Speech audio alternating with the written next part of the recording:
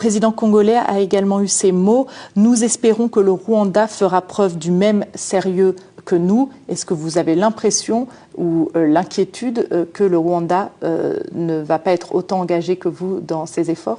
Bon, je pense que si nous en sommes à 30 ans, nous sommes quand même justement en mesure de dire qu'il y a des actes qui ont été posés pendant ces 30 ans et même jusqu'à ce qu'il y ait quelques semaines ou quelques jours qui montrent que l'engagement ou le sérieux n'a pas toujours été à l'ordre du jour. Encore une fois, vous avez évoqué les affrontements qui se passent actuellement dans la province du Sud Kivu entre le M23 et les forces armées de la République démocratique du Congo.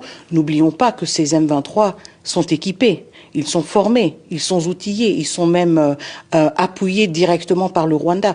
Donc nous avons malheureusement des antécédents qui ont été prouvés de manière objective, pas seulement par les autorités congolaises, mais aussi par les Nations Unies, aussi par les États-Unis d'Amérique, qui étaient les premiers à sanctionner des officiels rwandais, qui nous montrent qu'il y a un jeu du Rwanda, une implication directe du Rwanda, qui évidemment suscite chez nous une méfiance qui s'est accumulée au fil des années. Donc nous voulons justement qu'il y ait des gestes qui nous réconfortent dans le fait que le Rwanda est aussi sérieux que la République démocratique du Congo. Encore une fois, je souligne une chose, une très grande différence entre les deux pays.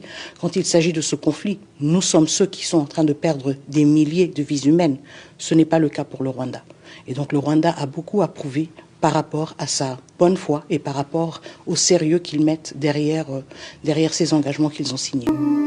À travers l'accès à l'électricité, des territoires lointains vivent à nouveau le retour de l'État comme garant du bien-être commun, conformément à la vision du président de la République, chef de l'État, son Excellence Monsieur Félix Antoine Tshisekedi.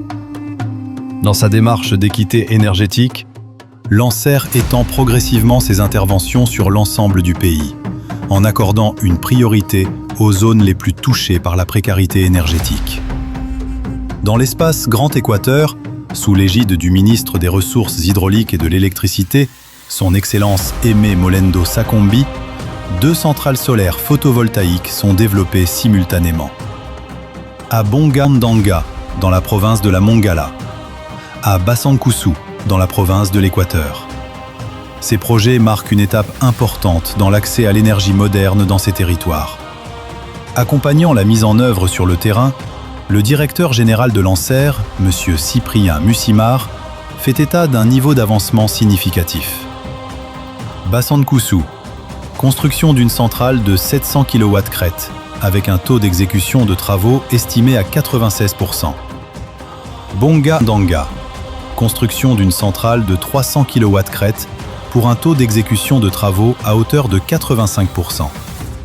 Dans les 2 sites, l'éclairage public est d'ores et déjà opérationnel, apportant une amélioration nette et visible dans le quotidien des habitants. Là où la nuit avait longtemps occulté les rêves des communautés, se lève désormais un jour nouveau. Et là où l'accès à l'électricité est restauré, c'est le retour de l'autorité de l'État qui est rétabli. ANSER, pour un nouveau jour sur la RDC.